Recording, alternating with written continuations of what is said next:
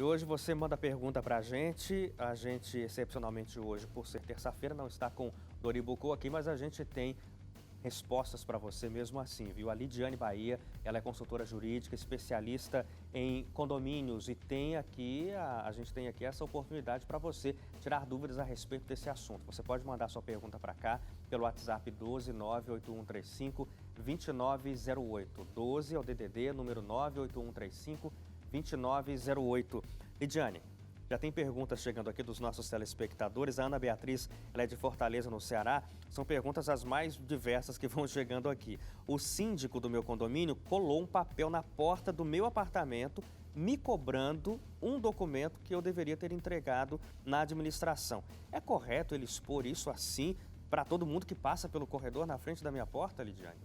Então, Ana Beatriz, não é a forma correta, né? O síndico tem outras formas de solicitar. Às vezes, se ele não conseguiu falar com ela pessoalmente, hoje em dia o pessoal se comunica muito através de e-mail, ou se não, até mandar um comunicado, uma cartinha, deixar colado assim, não é a melhor forma. Acho que conversar ou até tentar mandar por escrito alguma coisa, fazer ela assinar um protocolo, é a melhor forma de conseguir se comunicar e receber o documento que ele precisa. Mas apesar de não ser a melhor forma, é de alguma forma um erro por parte do síndico agir dessa Então, maneira? olha, não sei exatamente qual o conteúdo desse documento que ele colocou lá. Se é um documento, quem sabe, só solicitando um papel, às vezes ele deixou assim colado, sem nenhuma má intenção para ela ver, não deixar no chão, não é que a gente pode falar errado.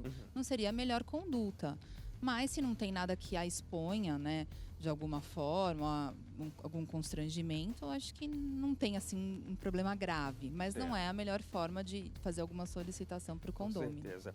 William Bezerra, de Piracicaba, em São Paulo, ele disse que ele tem um terreno em um condomínio, mas não construiu lá. A pergunta dele é a seguinte: os valores que eu pago de taxa de condomínio devem ser os mesmos para quem já mora lá e utiliza de todos os benefícios? Então, lá, desse caso de loteamento, deve ser uma associação. E vai ter um estatuto nessa associação. E lá no estatuto, ele é que dita as regras do pagamento. Então, muitas vezes pode ser por lote, o pagamento por lote, ou por fração ideal, que é o tamanho do seu terreno. Então, e muitas vezes eles fazem alguma composição de área construída com o tamanho do terreno. Então, ele tem que olhar no estatuto da associação ou na convenção do condomínio, se for um condomínio, para verificar qual é a forma de pagamento da cota condominial. E olha, hoje é você quem manda pergunta pra gente aqui, a Lidiane Bahia está aqui para tirar dúvidas de quem mora em condomínios. Ela é especialista nesse assunto, está aqui para ajudar você. Você pode escrever pra gente pelo nosso WhatsApp para falar sobre problemas que você enfrente aí no seu condomínio. Nosso WhatsApp é DDD 12, número 981352908. E tem pergunta chegando aqui. Lidiane, vamos ver quem fala por aqui, é Elaine Cantuário, de Cuiabá, no Mato Grosso. Minha dúvida é em relação à cobrança de inadimplentes. Eu sou administradora, Lidiane. Em algumas atas, o corte de água é permitido. Mas como é que fica? Posso ou não posso aplicar o corte de água para quem não paga o condomínio? Então, Elaine, isso é muito polêmico, é um assunto polêmico. Muitos dizem que não pode de jeito nenhum, que a água é um bem essencial, mas muitos condomínios têm feito isso, têm feito uma assembleia para aprovar o corte, às vezes até se dá para fazer a diminuição da vazão de água. Só que assim, se aprovado em assembleia, ok, ela como administradora deve fazer. Mas existe sim a possibilidade da pessoa entrar com uma ação, pedir para religar, o juiz mandar religar e às vezes até acontece de pedir um dano moral e esse dano moral ser dado, porque às vezes tem uma pessoa de idade em casa ou uma criança e é bem essencial à vida. Então assim, o que a gente aconselha sempre é para usar outros meios para cobrar. Tem ação, hoje em dia tem ação de execução, tem a multa por quem fica devendo reiteradas vezes. Tem outros tipos de modalidade para obrigar que a pessoa pague, além dessa de cortar água. Mas existem condomínios que fazem sim, mas sempre deve ser aprovado em assembleia. O problema dessas outras formas de forçar a pessoa a fazer o pagamento é porque nunca vai ter uma ação imediata, como a ação de cortar a água, né? Isso é difícil. Pode Às colocar vezes, juros, pode colocar multas, mas se a pessoa não está pagando o condomínio, o que fará com que ela pague depois esses juros e multas? Alguns condomínios até proíbem o uso da churrasqueira, do salão de festas, que é as áreas que são pagas para utilização. Realmente a água, todo mundo já até, não vou ficar devendo o condomínio, vou pagar condomínio primeiro, porque normalmente o pessoal paga tudo primeiro e deixa o condomínio por último, que a multa é pequena, de 2%. Então é uma forma, sim, de inibir as pessoas de deixarem de pagar, mas tem um risco considerável para o condomínio. A Ana Gens, que é de São Paulo, diz que as áreas comuns do condomínio onde ela mora estão abandonadas. Diz que já reclamou com o síndico, mas ele disse que não tem dinheiro em caixa para fazer reforma, Lidiane. Ela fala, eu pago meu condomínio em dia, o que eu devo fazer? Então, é um assunto bem complicado, né? Eu estou sempre em assembleias de condomínio e no último ano, então, assim, ninguém quer aumentar R$1. Se tem fundo de reserva, o pessoal quer usar o fundo de reserva, é CRID, só se fala isso nas assembleias. E a única forma que o condomínio tem de fazer alguma coisa de melhorar as áreas comuns é arrecadando um valor extra de todos os condôminos. Então, às vezes, até os síndicos levam as propostas. Então a gente vai arrecadar mais R$200 por mês por unidade para melhorar a quadra ou para arrumar o salão de festas. Mas se a maioria não aprova, porque agora ninguém quer gastar nada a mais, infelizmente não tem o que fazer. Mas há coisas básicas que têm que ser feitas, né? Manutenção, isso tem que ser feito. Agora, coisas que gastem mais e tal, o pessoal está dando uma segurada de verdade, ninguém quer colocar a mão no bolso. A gente já está de volta e a gente abre esse bloco já com as suas perguntas sobre direitos e deveres de quem mora em condomínios. Lidiane Bahia, especialista no assunto, consultora jurídica, está aqui para tirar suas dúvidas. Lidiane, vamos lá, mais perguntas aqui. Tem perguntas chegando a respeito de barulho. Tem o Bruno, por exemplo, que é de São Paulo, diz que o cachorro do vizinho dele faz barulho demais. Ele late bastante o dia todo e ainda fica batendo numa porta, o que acaba incomodando ainda mais na casa dele, a casa vizinha. Inclusive, nos domingos, às 7 horas da manhã, o cachorro faz isso. O que eu posso fazer, Lidiane? Então, esse é um assunto bem complicado. Muita gente reclama de barulho, de animais também. O que eu sempre falo, em condomínio, quem mora em condomínio tem que ter bom senso.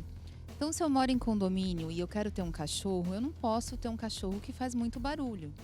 Porque quando a gente mora em condomínio, a gente tem que ver que o nosso direito termina onde começa o do outro, né? Então, assim, se o meu cachorrinho faz muito barulho, late demais, eu vou ter que deixar na casa de alguém.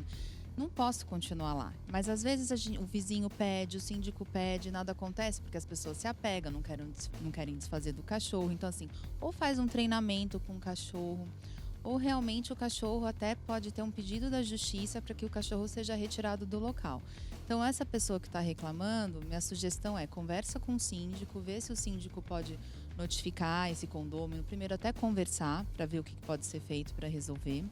Agora, existem pessoas que realmente não querem ceder nada e então existe o caminho da ação judicial. E já tivemos alguns casos de os cachorros ou outros animais até serem retirados do condomínio, irem para outros locais, porque realmente não tem como parar de fazer barulho, parar de incomodar, então realmente tem que ser retirados de lá. Pena, hein? O problema, Lidiane, é que bom senso não é medido, nem tem como ser obrigado, né? Olha só isso aqui. Essa pergunta me deixou intrigado. A Jacira, do Rio de Janeiro, diz que mora num condomínio, mas ela mora pagando aluguel. E ela diz assim, eu não tenho direito à garagem porque não sou dona do imóvel, mas eu pago o condomínio, a taxa de condomínio como todos os donos. O síndico disse que esta é a lei. É verdade isso, Lidiane? Não, tem alguma coisa errada nessa informação. Porque muitos condomínios, inclusive os antigos, às vezes eles não têm, o apartamento realmente não tinha vaga de garagem. Mas isso ela tem que ver com o proprietário na escritura do imóvel, na certidão de registro imobiliário, se tem uma vaga de garagem. Às vezes não precisa ser específica, mas fala uma vaga indeterminada.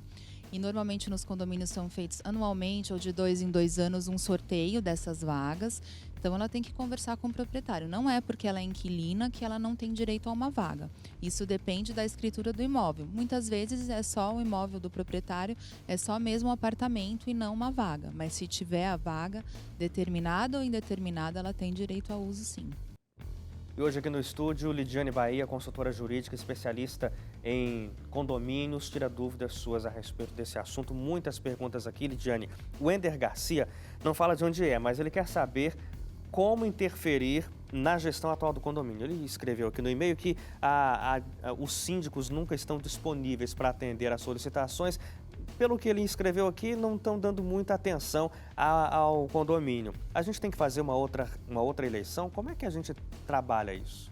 Normalmente, até infelizmente, é um assunto bem comum, né? O que acontece? O síndico tem que ser destituído.